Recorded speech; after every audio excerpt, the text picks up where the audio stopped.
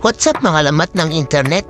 At ito nga, nakita ko yung nanay ko na gumagawa ng DIY liquid detergent.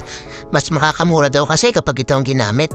So ito yung mga ingredients ng kanyang DIY liquid detergent. Madali lang naman daw itong gawin kasi meron naman daw instruction na susundin. Susundan nilang instructions guys.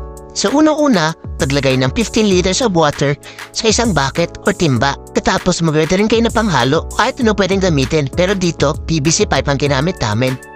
Unang-una nyo pala guys, ilalagay yung S-less. Hindi pwede mauna yung iba. So ilagay nyo yung S-less. And haluin nyo hanggang sa matunaw siya sa tubig. Dapat wala na kayong makikita ang buo-buo. So halo-halo lang, mekos-mekos lang yan.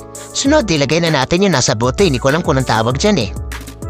Sunod yung parang sa pakete ng Pansit Canton. Dalawa yan guys. So ilagay nyo na rin. And halo-halo lang.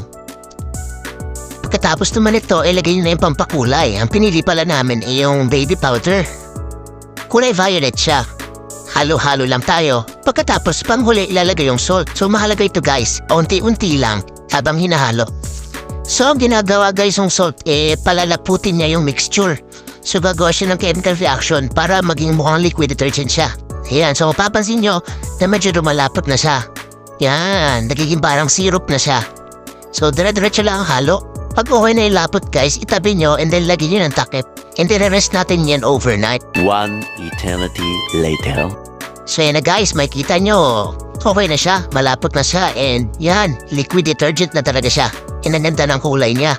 So haluin nyo muna ng konti bago natin ilagay sa mga container or plastic container. So kahit ano pwede nyong gawin. Pero ito yung pinili namin kasi malaki to.